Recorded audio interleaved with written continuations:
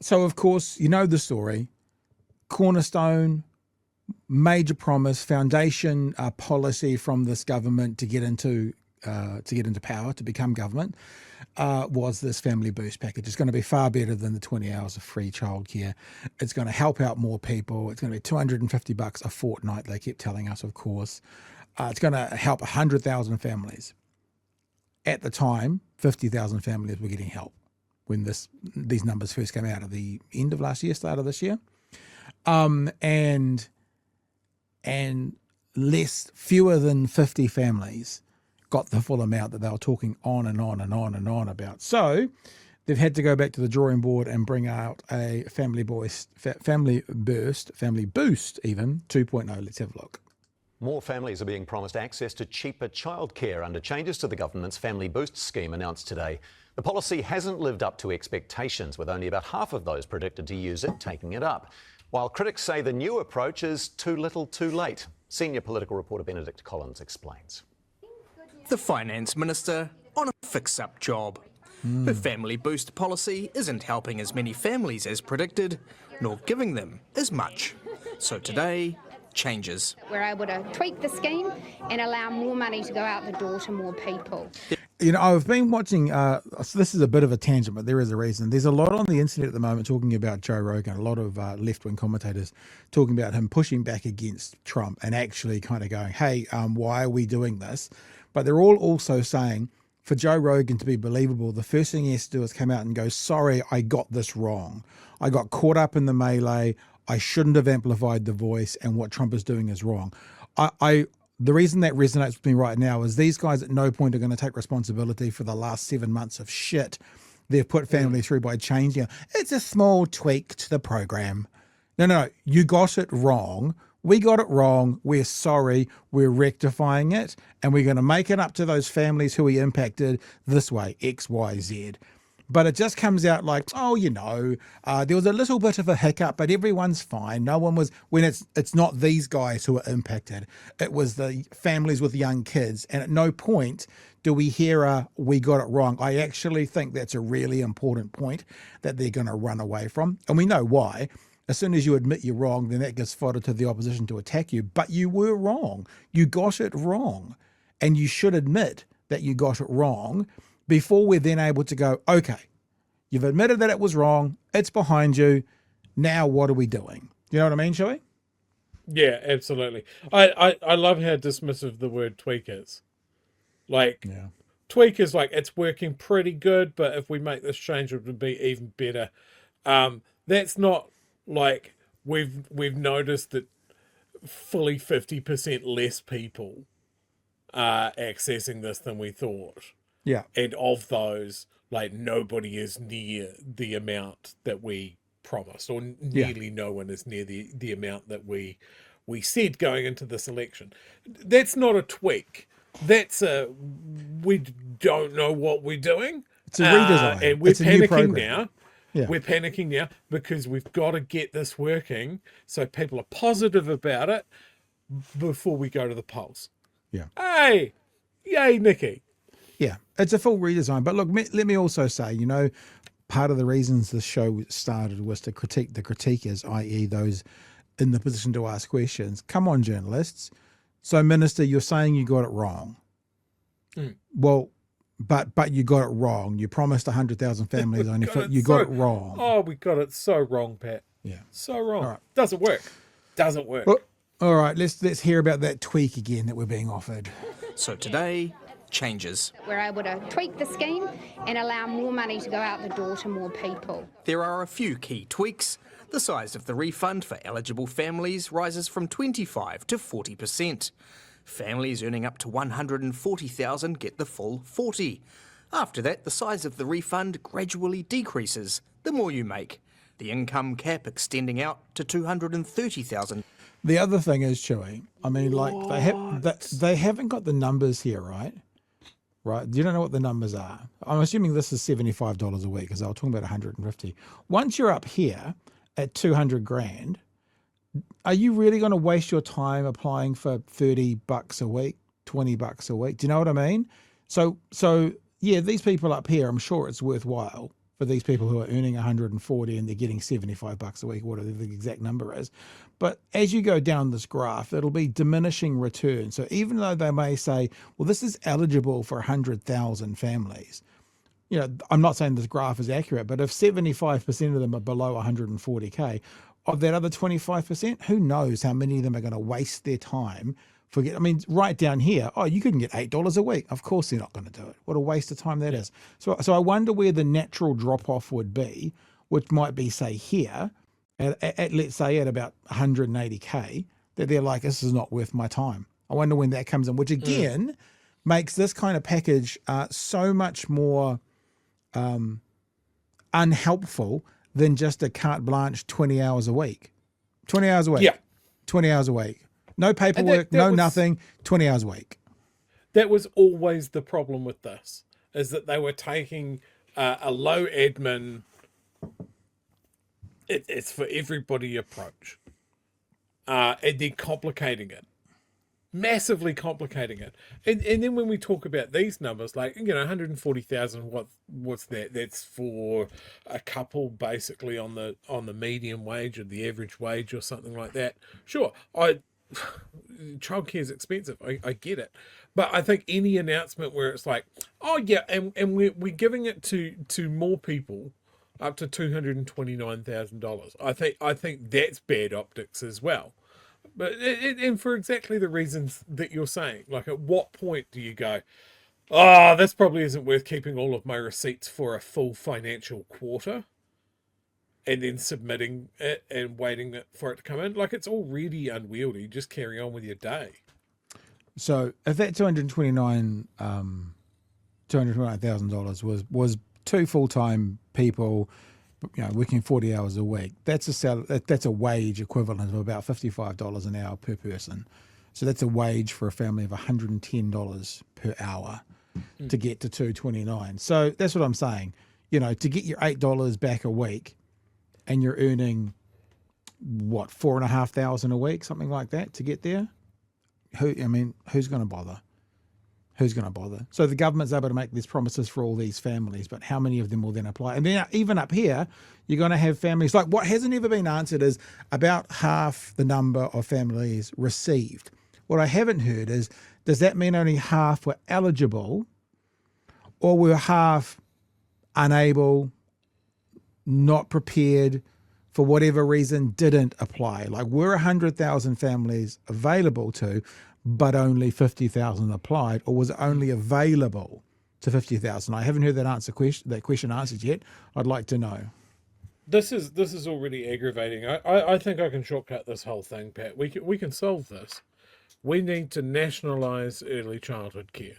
That's an idea. Roll it into the Ministry of Education, get the right family foundation the fuck out of it, and just go, hey, look, if you're a full-time worker and you've got kids, well, early childcare is now part of the education system, because we realise that we need workers and we want citizens to be educated. So that's a net benefit for society. We're just going to do that. Yeah. I don't think Nicky will go for it. Yeah. You reckon? Maybe we need that other colour back in at the next election. Maybe they'll go for it. Let's keep on going with this story. An extra $50K. The good news is that those families who are currently getting the scheme will now get many more dollars out of it, and many families who might have previously thought they weren't eligible. Well, I think many's 3 or more. You can get $1, you can get a couple of dollars. Many starts at $3 more. Yeah. Many. Many. Become eligible. Nicola Willis talked a big game when FamilyBoost was launched. Yep. FamilyBoost will make a difference to more than 100,000 Kiwi families. So far, only 60,000 odd have received payments. I'm not surprised at all, because it's a highly complex, extremely administratively heavy system, which the most needy whānau are the least likely to access. The government's hoping the number will rise with the tweaks. Around 16,000 more families will take it up. Hang on. Over 100,000 promised at the election. 60,000 got it. Another 16,000. That only puts you to 76. That only puts you to 76,000. That's still 30,000 away from over 100,000. that means in my eyes, this is a fail. I mean, because there's 25 to 30,000 families who you promised pre-election would get it that are not. So again, what error are you pointing out? What apology are you making for your error, Minister Chewie? What would you say to someone that made a grand promise at an important moment of time and then later very clearly wasn't even close to it? Would you say that that's potentially a lie, a porky pig? Well, a liar, pants on fire? It could be. And then the answer to whether it was or not was obviously if it was known, because the other option is incompetent. Incompetence it could be as well, because if they truly thought that... Just being shit at your job. Shit at your job. Nicky No Numbers, the Minister of Finance, who can't count... Nicky No Boost. Nicky No Boost. There's been lots of Nicky No's going through the chat today, I've noticed, all sorts of different ones. So yeah, it could also be incompetence. But either way, Chewie, a lie or incompetence shouldn't fill anyone with confidence in this minister who is, remember, an English graduate from university. Let's keep going, eh? Of tinkering, instead of creating really difficult systems, we have... Well, Uh-oh. I think we've been done in. Oh, yeah. No, it's Mossad again. That's what I was going to say as well. More families are being... With 1,000 more families will take it up. Instead of tinkering, instead of creating really difficult systems, we have clear solutions, which is make ECE free and accessible for all tamariki. There were differing views on FamilyBoost at this Johnsonville centre. We were struggling to be saving for a while there, and so now that we've got this, we go, okay, at least it can top up that emergency fund. There's schemes like in Melbourne where it's like the same sort of thing, but like everyone is eligible. Like I feel like that in this kind of economic crisis would be a better way to put the funding. I wonder if only we had political parties that could think that idea, Chewie. That would be better. Someone also put in the chat, meanwhile, a family on 22,000 who's a beneficiaries get nothing. That's a very good point as well. Yeah. I wasn't aware, but benefits. Yep, go.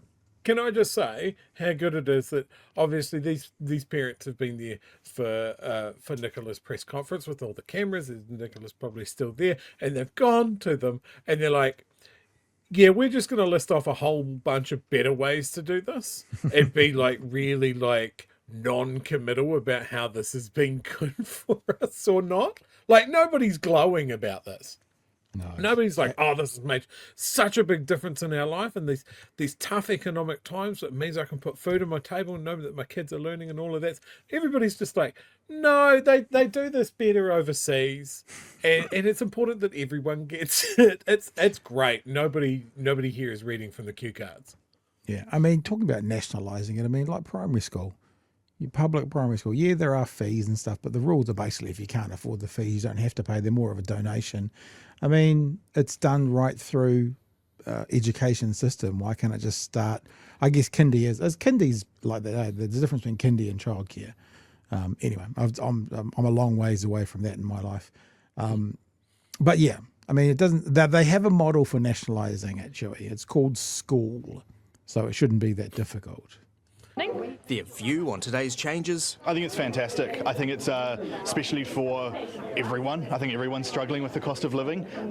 It's affecting. Unfortunately, sir, and bless you and your beard, it's not for everyone. This is the point we're making. If it was for everyone, then yay, agreed. But one thinks that maybe he heard the announcement, but is yet to delve into the details, because the details will say it's not for everyone. Not just people on lower incomes, on higher incomes as well.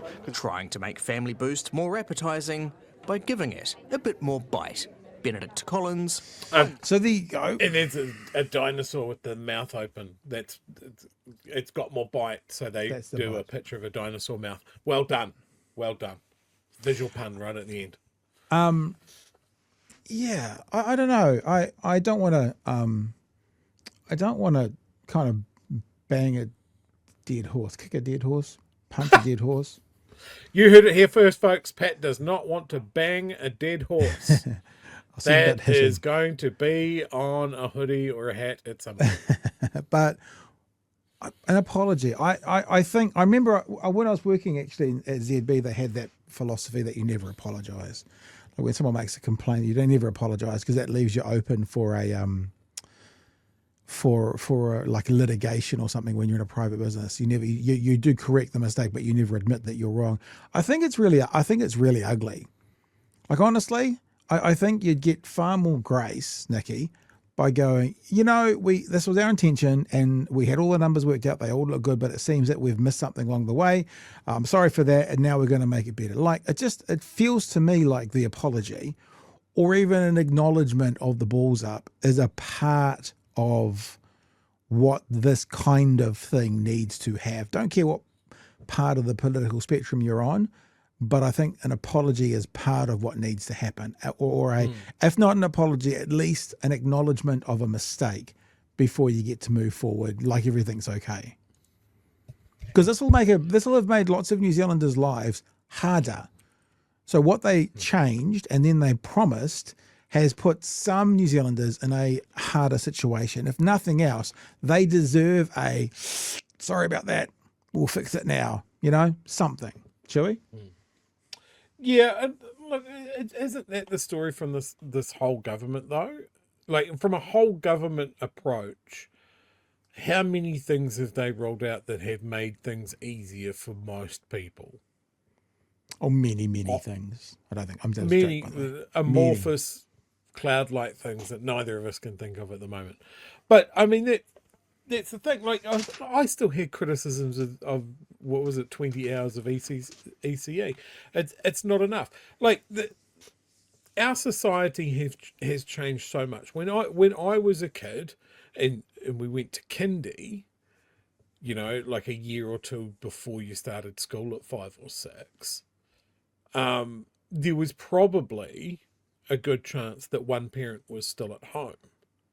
Yeah. Now we can't get away with that. Like house prices have increased, the price of everything's increased. So you kind of need 2 full-time workers.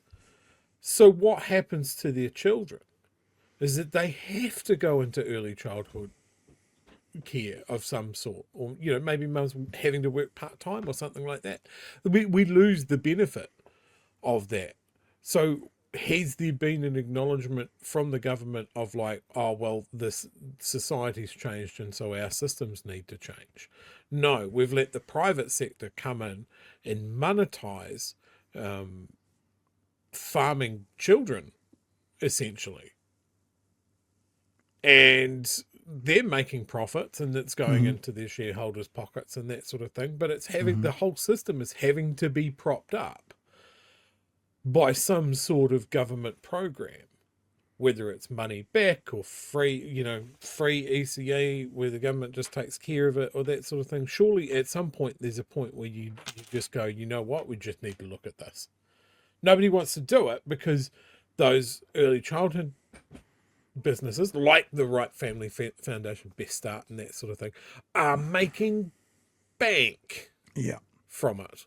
And they're quite happy to take this chunk of those profits and put it into political donations and that sort of thing. Nobody wants to touch it now. So yeah, I think it's just something that needs to be reviewed. Yeah.